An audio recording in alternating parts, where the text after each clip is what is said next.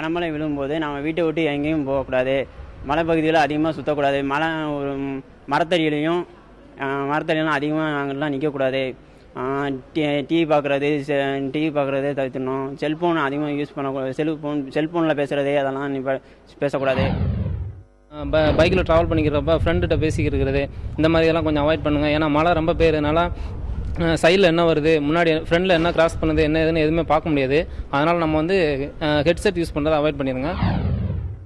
பைக்கில் போகும்போது யாரும் ஃபோன் அவ்வளோ யூஸ் பண்ணக்கூடாது, அவாய்ட் பண்ணுறது நல்லது. ஏன்னா வெளியே போகிற இடத்துல சேரும் சகதியமாக இருக்கும். அதனால் நீங்கள் பைக்கில் போய் வச்சுக்கிட்டே ஒரு கையில் வண்டியை ஓட்டும் போது அந்நேரம் எதுவும் ஸ்லிப் ஆகி எதுவும் ஆக்சிடென்ட் ஆகிறதுக்கு வாய்ப்பு இருக்குது. ஸோ அதனால் பைக்கில் போகும்போது யாரும் செல்ஃபோனை யூஸ் பண்ணுறதை அவாய்ட் பண்ணுங்கள். வெளியே போகிறப்ப எல்லோரும் ரெயின் கோட் யூஸ் பண்ணுங்கள்.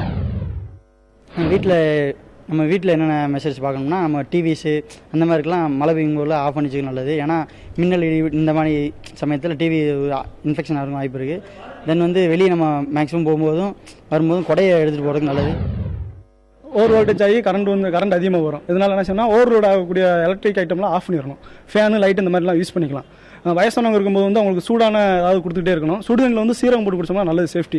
அதே மாதிரி கொட்டாங்குச்சி, செங்கல் இந்த மாதிரி இருக்கிற இடத்துல வந்து தண்ணி தேங்கி இருந்துச்சுன்னா கொசு இந்த மாதிரி வரும். அதை வந்து நம்ம சேஃப்டி பண்ணுறதுக்கு அந்த தண்ணி தேங்க விடாமல் ரிமூவ் பண்ணிக்கணும்.